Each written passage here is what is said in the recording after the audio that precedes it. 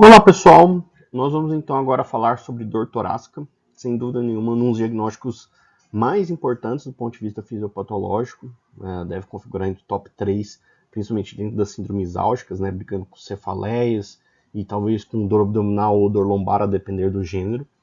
Mas sem dúvida nenhuma a dor torácica é um tema muito relevante, muito importante, tanto na prática clínica, na prática médica de maneira geral, quanto do ponto de vista teórico, como tema cobrado em provas e concursos. Então, vamos lá.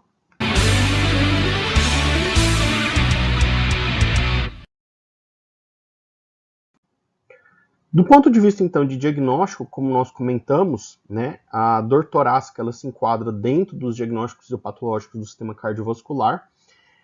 E aqui a gente tem um pouco de dificuldade, porque no sistema cardiovascular, apesar de a gente ter algumas síndromes mais bem estabelecidas, de maneira geral, muitos dos diagnósticos, entre aspas, sindrômicos, são, na verdade, detectáveis, porque são achados ou de exame físico, ou então resultados muito específicos de exames complementares, como, por exemplo, eletrocardiograma, o próprio ecocardiograma, ou então exames de imagem, Então, por exemplo, a dor torácica, como nós falamos, atípica, também conhecida como anginosa ou em algumas referências mais específicas, as síndromes coronarianas agudas, elas são realmente de etiologia cardíaca, mas a gente também tem a dor torácica de etiologia cardíaca atípica, mas esse grupo, sem dúvida nenhuma, as mais importantes são as causas não cardíacas. Inclusive, a gente vai gastar um tempinho no final da nossa discussão sobre os diagnósticos diferenciais não cardíacos. Outras síndromes que nós temos seria a principal, a síndrome de insuficiência cardíaca, que se divide em cardíaca aguda e crônica, sendo a crônica bem mais comum. E a gente ainda tem que lembrar que a crônica tem que ser subclassificada em puramente esquerda, puramente direita ou mista, que seria a insuficiência cardíaca congestiva, que é aquela insuficiência cardíaca direita decorrente de insuficiência cardíaca esquerda, In the left, the right, in the middle. Nós também temos a síndrome pericárdica, a síndrome arritmogênica. Existe a morte súbita cardíaca em jovem, é um grupo muito importante porque geralmente se manifesta com insuficiência cardíaca aguda e choque cardiogênico potencialmente letais na faixa etária pediátrica e de adolescência.